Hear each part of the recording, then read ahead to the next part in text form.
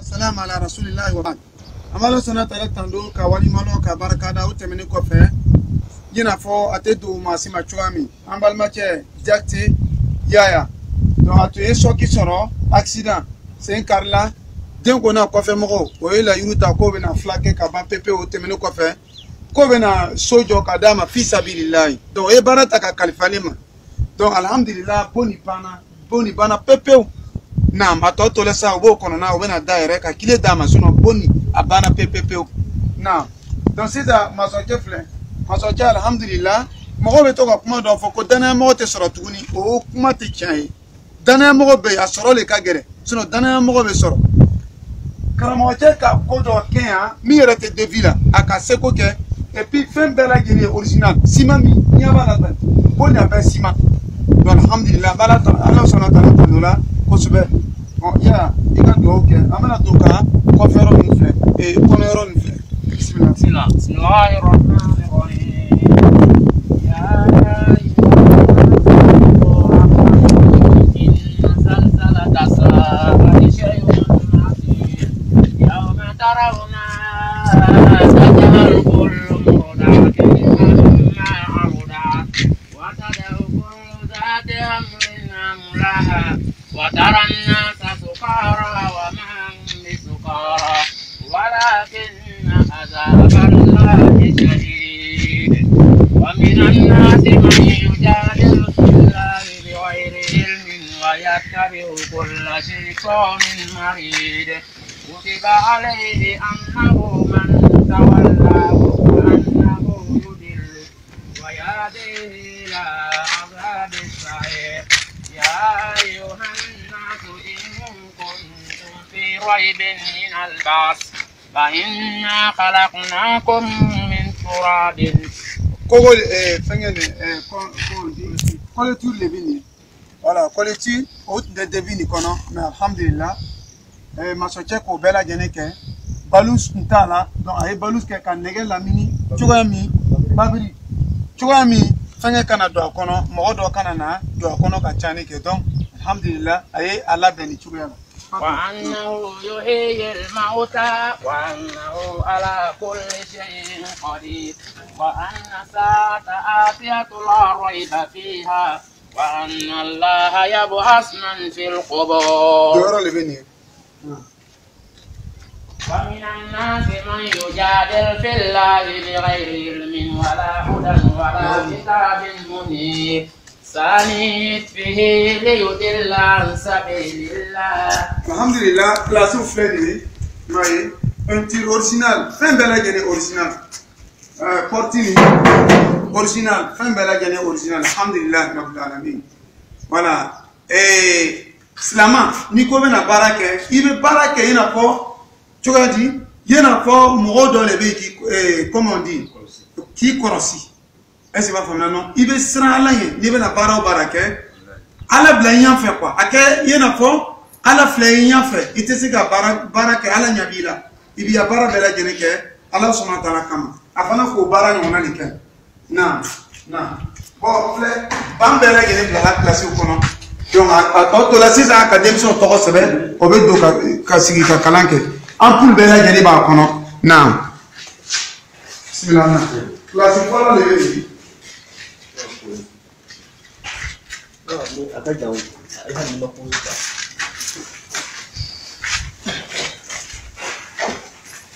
voilà classe flana fengi na touché abela jani kini donc alhamdulillah nega porti bamba kono plafond et fenga ba kono comme on ba kono al soufa be se ka kalanke alhamdulillah donc asiro fengi ya asiro fengi voilà babu fengi babu fengi babu la bena ni chugana mitirana babu la na ni chugana tira sabu fengi Sarah le bébé, donc vitre les gars là qu'à faire la main, tu vois, voilà, vitre,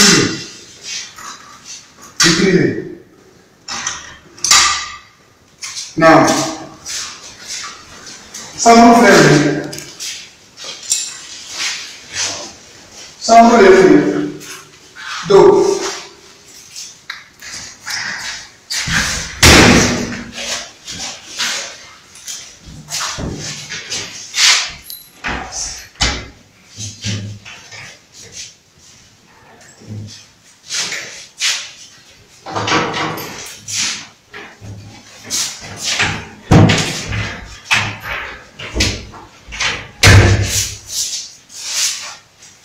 La table.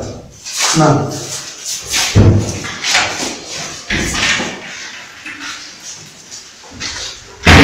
Bien fait. Bien fait.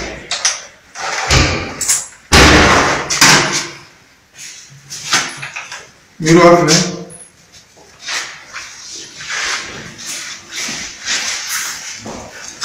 On s'en fout.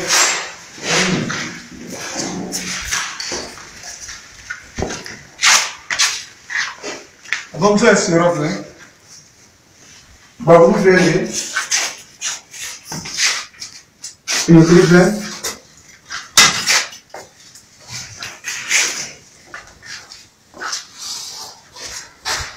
Matéria. E agora?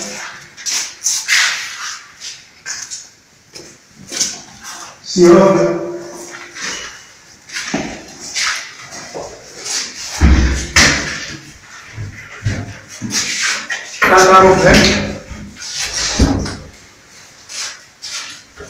On est là. On va s'y refaire.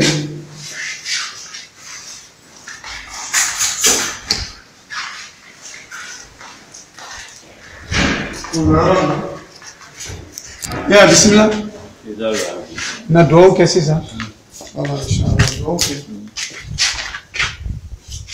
بسم الله الرحمن الرحيم ربنا آتنا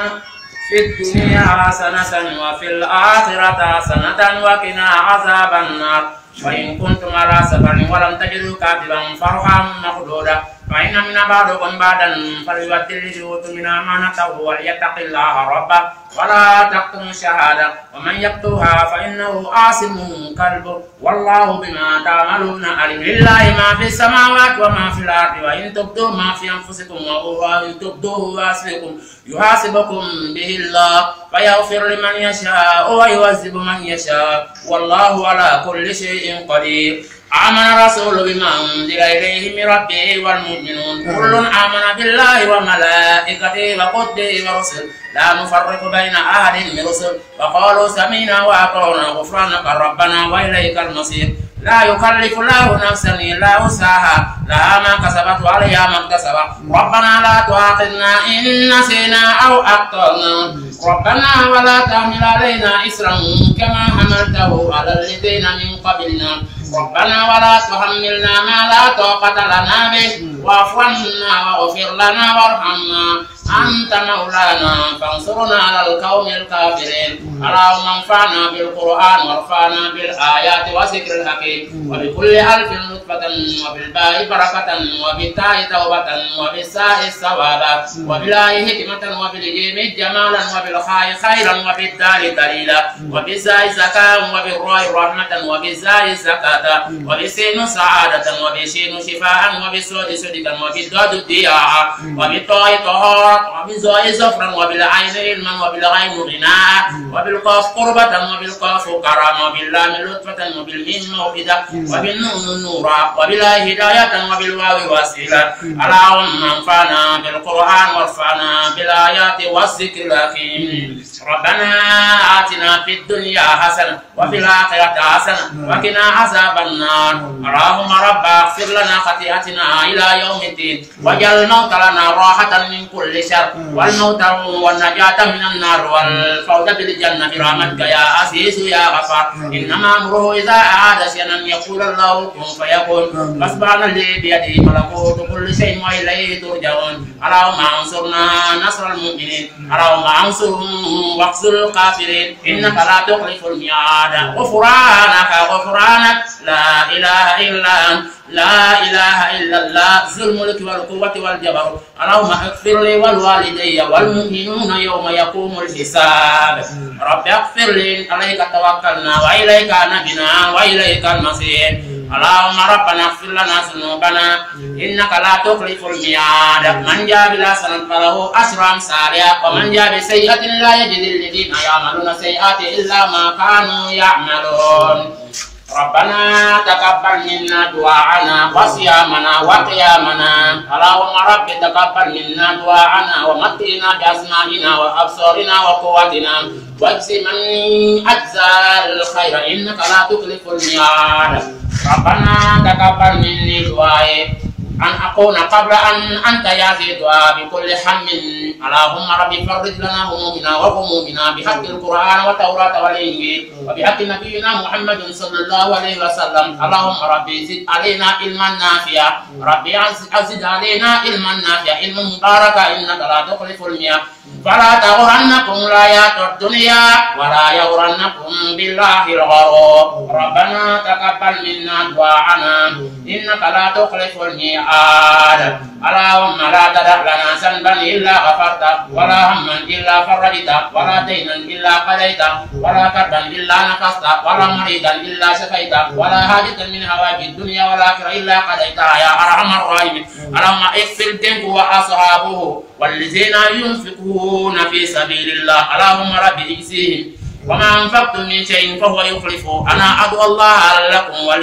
ولكل مؤمن والمؤمنات وعافي الميت المؤمنين وعافيهم واعف عنهم وسيم ذكرهم واغسلهم بالماء وصل وبرد ونقيهم من الذنوب والخطايا كما ينقى الثوب الابيض من الدنس وادخلهم دارا كرما من دارهم وازواجا كرما من ازواجهم وعالا كرما من اهلهم وادخلهم الجنه وقهم من عذاب الجنه من عذاب القبر اللهم رب جئناك شفاء لهم واغفر لهم وارحمهم واغفر لي والوالدي وارحمهما كما ربيان صغيرا اللهم رب تقبل مني دعائي يا الله يا عزيز يا غفار يا مجيب الدعوة من ذرية إبراهيم داود وسليمان وأيوب ويوسف وموسى وهارون كذلك نجزي المحسنين على الكوكبنا أن ينكلا بسرعة نسكتورو أني تيارا إبراهيم كم ينبغي كفيدلو كرامتي أنسلا الله أمبيا يكالولي كونتا أنا فولي وإيمانو وبدين كنا كفمو بيرا جنين وإذا يرو تقول بنا كرامتي فلاكي karawaja fulakela kaba ko bena siyoro jo kadam o ka siyoro jo mi wona ka do ko ikona igaye moi nous aussi Imam Kudus nous aussi sans près qui sait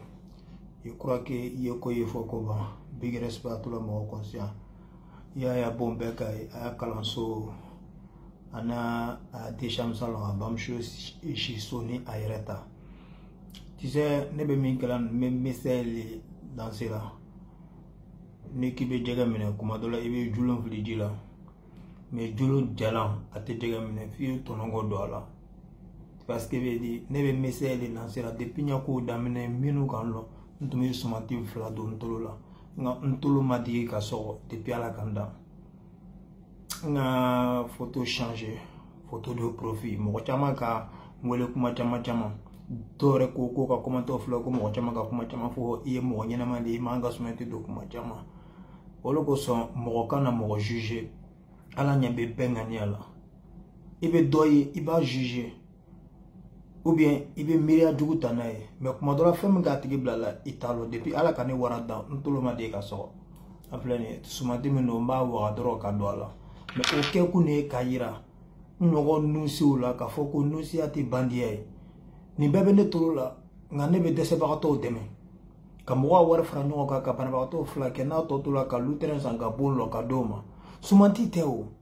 fan do to te ye to ni te ke wali femi me nganyala ala drone balo ninga dirgi ba do kuma dola kata geto la nusi utim fam meninga rebla nusi a saura la kuma dola nusi ube fam turo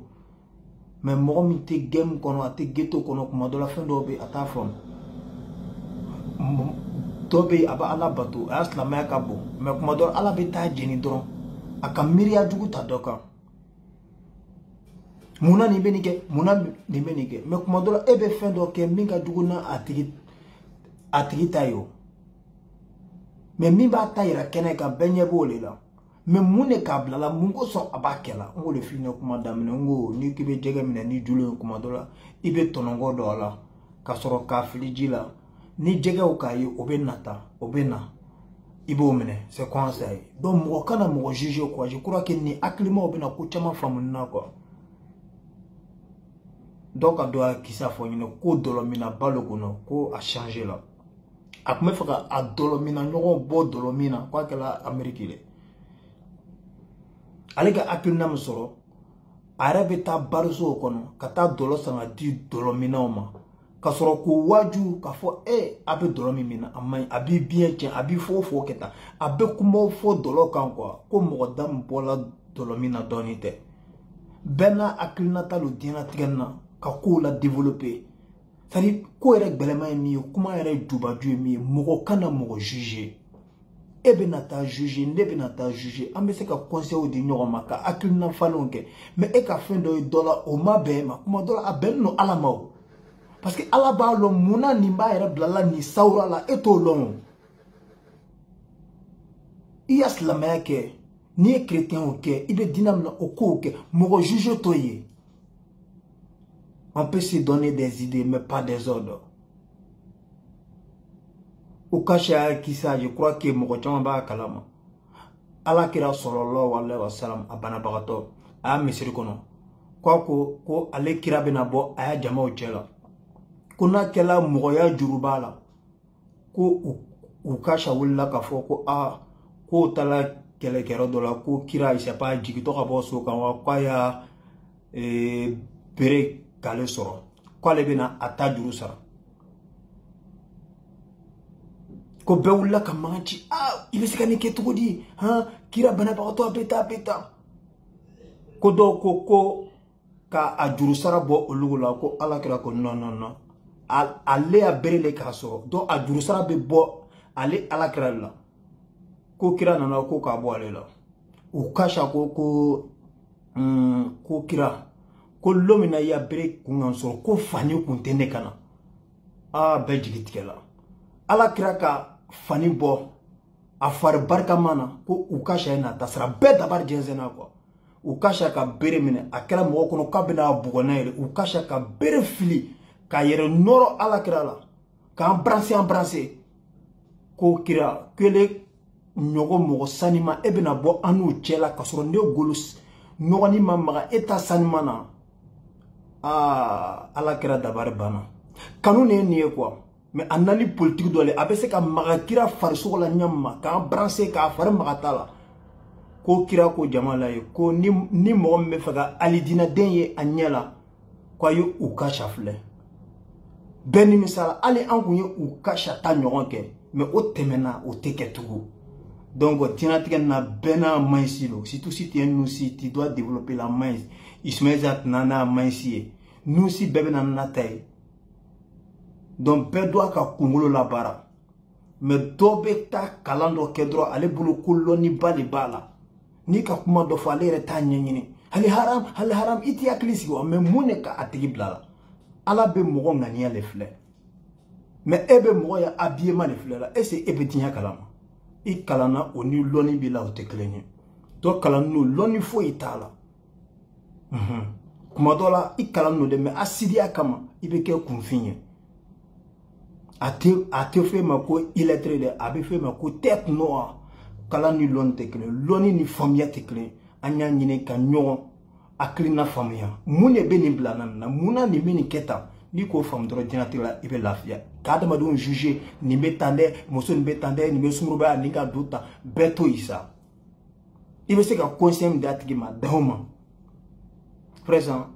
ka banabagatɔw ta k'o fila kɛ wari tɔ ye to ka lutɛrɛn san ka bon lɔ ka d'o ma c'est pas donné n k'o le fɔ n'an fara ɲɔgɔn kan an bɛ kodeni kɛ ko bɛɛ ye ka dɔgɔtɔrɔso lɔ Afrique dugu caman na ka ni caman kisi présent ni ka ne b'a fɔ n ko duwawuba n t'a la n b'a lɔn kun min na n b'a fɔ la i banabagatɔ lanin i bɛna sa wari t'i bolo ka fila san dɔw bɛna lɔ si ban duwawu la o tɛ kɛwale kɛ a bɛ ɲɛnabɔ cogo di an mako bɛ kɛwale ba de la jigiya jamakulu a bɛɛ bɛ fɔ n'i ka mɛn jigiya ne lo e lo an bɛɛ lo i filɛ ka bɔ min ye e min ka dɔrɔmɛ kelen di dɔrɔmɛ fila o le fara fila ɲɔgɔn kan ka kɛ ten la vie c'est comme ça mɔgɔ kelen bɛ dɛsɛ nka jama tɛ dɛsɛ dobe foyi t'a bolo ŋaniya ɲuman b'a la hakilina ɲuman b'a la fɛn bɛɛ tɛ wari ye dobe wari b'a bolo hakilina ɲuman t'a la ni k'a to a yɛrɛ ma a bɛ ko bɛɛ ɲagami wa a bɛ a yɛrɛ ta tiɲɛ foli bɛ di jigiya jamakulu mɔgɔ bɛɛ ma ni ka mɛn jigiya dɔrɔn e min ŋaniya ka ɲi hali ni dɔrɔmɛ kelen t'i bolo e de ye jigiya ye dɔ bɛ yen wari b'a bolo ŋaniya ɲuman t'a la a b'an filɛ wo ni fɛ i k'i tilen togo togo dɔ kɔnɔ ko i kurunin don e tɛ ne lɔn ala bɛ ne lɔn o bɛ ne bɔ kalas m'a f'i ɲɛna sisan sumati nin filɛ kɛ a den don tolo la depuis ɲɛ kow daminɛ n bɛ n don tolo la tan n tun bɛ fila de don a tɔ kelen tun na dɔw yɛrɛ den ko c'est nous si a turu fila bɛ so a bɛ taa kuma caman caman mais a bɛ ko ɲɛnɛmaw kɛ mais nous si yɛrɛ bɛ ne ye lui là il est plus varon que moi. Il est plus sans préquissé que moi. Il a le style que moi. Mais pourquoi avec Konyumanke? Aba le pousser kabla Konyumana. Aba y a ɲɔgɔn dɔ le bɛ ne mais kuma dɔ la e bɛ taa dawa kɛ i b'a wele a tɛ na. Kuma dɔ la i bɛ fɛn caman kɛ i b'a wele a tɛ na. Sabula julo min b'i bolo kɛ i b'a gansan de filila ji la. Jɛgɛw tɛ na. Jɛgɛw tɛ na dɛ. F'i ye tɔnɔgɔ le don a la. Donc en esprit c'est k'a faamu na. Kana mɔgɔ juger dɛ ni ka mɔgɔ ye sira min kan n'a man di a conseiller d'aw ma kiti tigali to ala ma e karamɔgɔba e imamba e karamɔgɔden dɔw bɛ yen n b'a ye o bɛ cucu la ne nɔfɛ den ko i ka nin fɔ a ma ɲɛ i ka nin do ta i ka i hakili sigi sa e ka mun de lɔ t'i karamɔgɔ cɛ wele ka na min k'i kalan t'a wele ka na faniko yiriya dabila ni mi hakili sigi i ɲumankɛtɔ i bɛ juguman kɛ. Big respect à tout le monde conscient. Jigiya jamakulu bɛɛ n'a fɔra jigiya e lo ne lo an bɛɛ lo ni ŋaniya ka ɲi i ye jigiya ye nka faniko yiri tɛ se ka kɛ jigiya ye dɛ e ye jigitigɛ le ye. Big respect à Karim Keita, mon premier ministre Karim Keita. La Sisi, mon ancien ministre jigiya la an bɛ ministre le falen nka ne président c'est la dictature boum fire Moïse la vie continue.